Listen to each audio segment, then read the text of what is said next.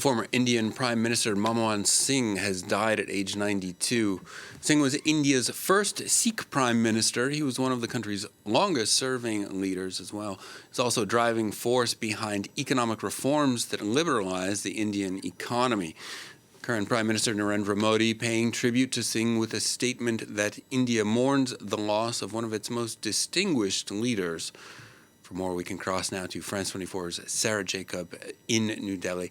Sarah, tell us some more about Singh's legacy and why he's seen as such an important figure in Indian politics.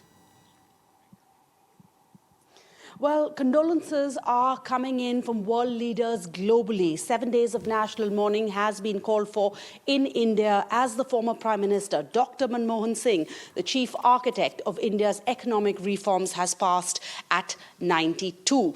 Dr. Manmohan Singh is credited with the liberalisation of the Indian economy. As finance minister in 1991, when he took over, the Indian economy was on the verge of bankruptcy. And then, as Prime Minister in 2004 till 2014, where he oversaw the highest historic growth rate that India has ever seen at 9%. In his maiden speech as finance minister, he famously quoted Victor Hugo, saying that no power on earth can stop an idea whose time has come. That idea was the unprecedented opening up of the Indian economy. Under his leadership, the economy turned around, taxes were cut, growth was seen, foreign investment came into the Indian economy, and his greatest triumph as Prime Minister came in his first term with the signing of the Indo-US nuclear deal that allowed India access to American nuclear technology. And really, that's why today's papers this morning in India are screaming headlines such as this: Dr. Singh walks into history. So, Sarah, in spite of that very distinguished record, Singh was actually nicknamed the accidental prime minister. Why is that?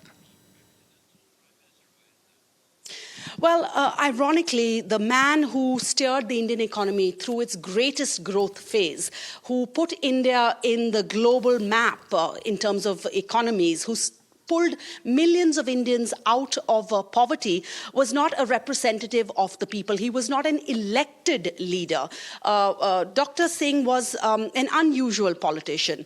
He was scholarly, he was an academic by training, he had studied both at Cambridge and at Oxford on a scholarship. He had an illustrious career as a civil servant. He happened to be the governor of the Central Bank of India when he was tapped by the then Prime Minister Narasimha Rao to be a finance minister.